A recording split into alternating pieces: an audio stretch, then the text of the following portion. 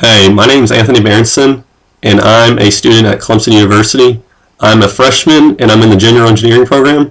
I'm originally from Easley, South Carolina, and I'm really liking it here at Clemson. I really do. I've always wanted to go to Clemson. It's been my school of choice ever since I was a kid. Grew up right around here, so I really love it here. And it has the major that I really want to study in. So first of all, I want to go and warn you, I have a bit of a cold, kind of sick, so if I sneeze or cough or have to like sniffle, that's just my cold.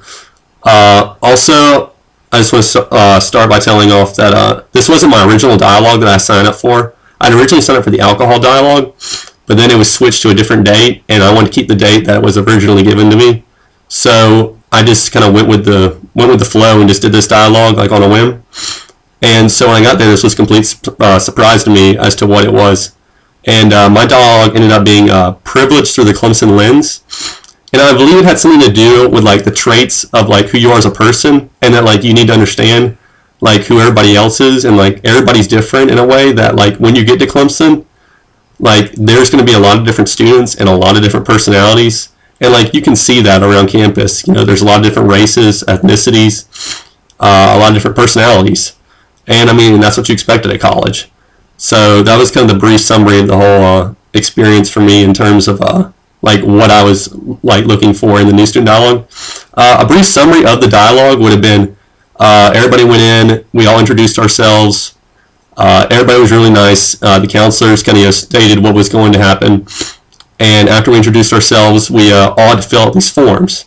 And on these forms, it was like ethnicity, race, your religion, and you just like, it was basically just filling out about yourself. And so once we got done with that, we had to pair up with like different groups of people and discuss, about who we were. And then through that, like we learned about different people in our group. And once we got done with that, we had to rate ourselves in terms of like how much we think we use, like not use, but how important it is for certain, certain traits as far as that we use every day. So like, of course, I said that religion was my biggest trait that I use every day because I mean I'm really close to God, so that was like my biggest percentage. And then the fact that I'm a male, I like being a male, that I'm a white male.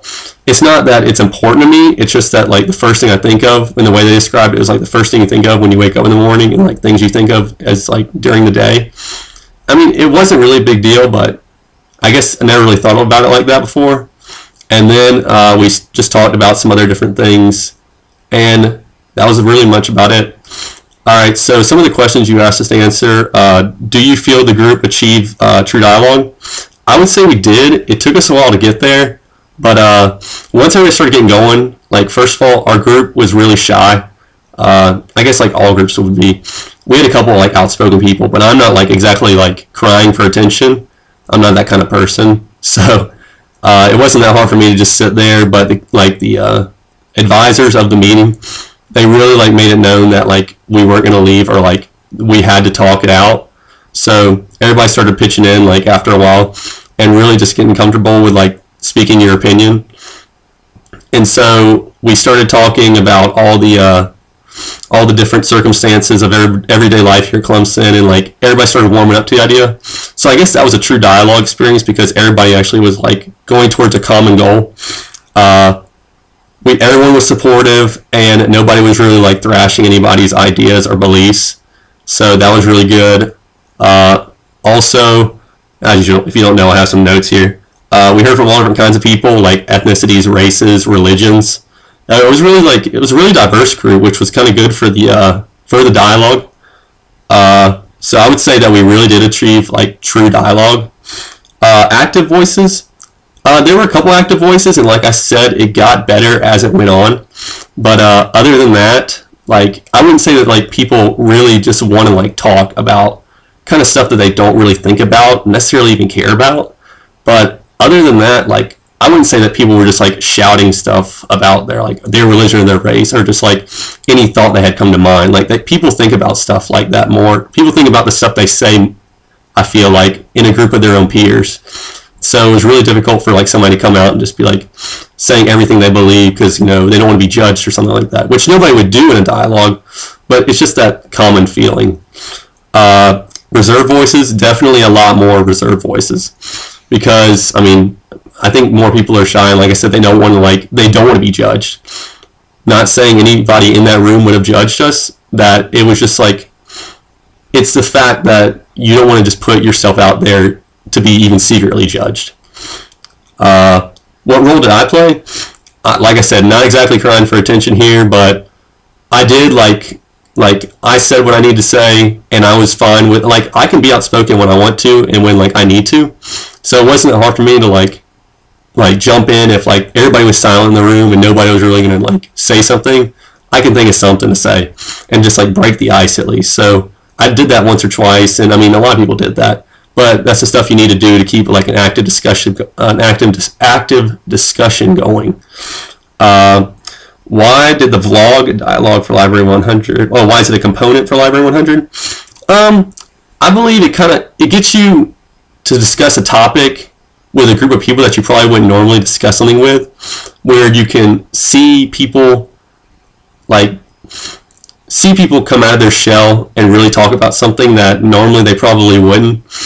I think it's a good part of Library 100 because it gets a group of people together and it allows you to discuss something and like learn how to do open dialogue in terms of like working towards a common goal, which you're going to need to do a lot in like your career, most people's careers, and not exactly like judging somebody, but like hearing somebody out and understanding where they come from. And I think that's really important.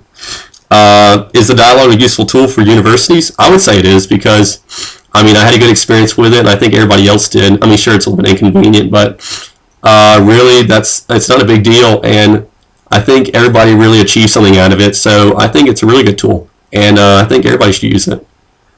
Any additional thoughts? Not really. Like I said, I didn't choose to go to this dialogue, but when I got there, I was pleasantly surprised with the group of people, the advisors, and the subject, and it kind of made me think about some different stuff about like who I am and what other people like to think about somebody else's perspective of life, or like where they come from or what they believe. And that it's really good as a dialogue because like you said, nobody was judging you, so you could speak your mind a little bit. And you got to see like people from all walks of life, people from out of state, in state, people who were transfer students, who were technically transfer students who kind of thought they were getting shafted in the whole ordeal, but yet they really weren't. It's just the fact that they are transfer students and like we're freshmen, and that's just the way things go. But I thought it was a really good experience, and I guess I'd do it again maybe one day. I wouldn't say I would jump to the chance, but if I had to do it again, it really wouldn't be that bad, I guess, the second time around, knowing that I've done it before. So that's pretty much it. I want to thank you guys for watching, and thanks.